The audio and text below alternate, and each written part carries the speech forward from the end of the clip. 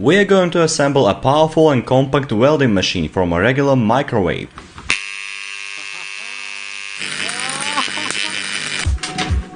There is a big transformer in the microwave, and we are going to use it.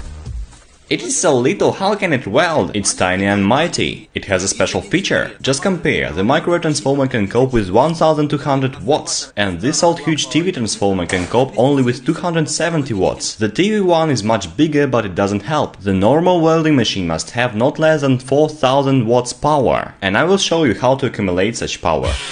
I cut out the transformer's top, take out the high voltage winding, we don't need it right now, and then remove the shots.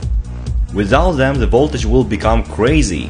But this isn't enough still, so I took these two transformers with removed parts and made them a unit. That's it, now we have enough power to go on. And I just need to add some low voltage secondary winding. I bought a thick wire for winding with 2mm cross section. And I've made a former to make the winding easier.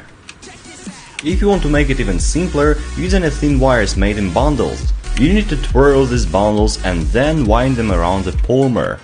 We've winded the wire 54 times, and we've made 2 twirl outs at the 4th and 47th rounds, so that we could change the current power for different welding processes. That's it, now we have to connect this winding and we can try the welding machine. Here comes the first test of the handmade welding machine. Why it makes these sounds? Oh, it's okay. Turn it on. I barely disconnected them. It's stronger than we expected. To prevent it from buzzing, we use some epoxy resin. Here is the machine we've got.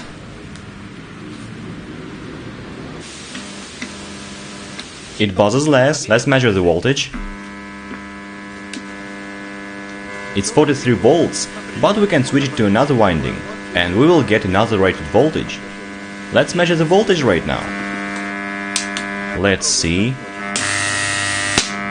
What a sound! How many milliamperes are there? It was 230 amperes. Brilliant results. Let's check it working. Electrode, come. Need a monocle, sir? Merci, monsieur. We need to peel this stuff, monsieur.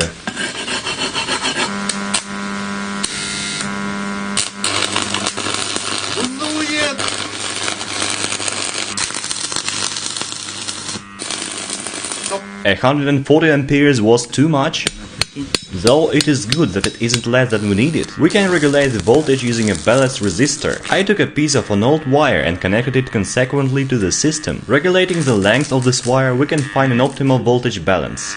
Yeah, it works!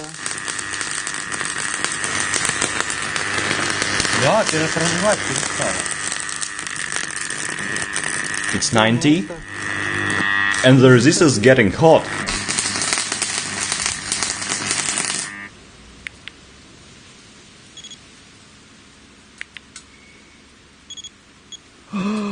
It's too much! The temperature is optimal now.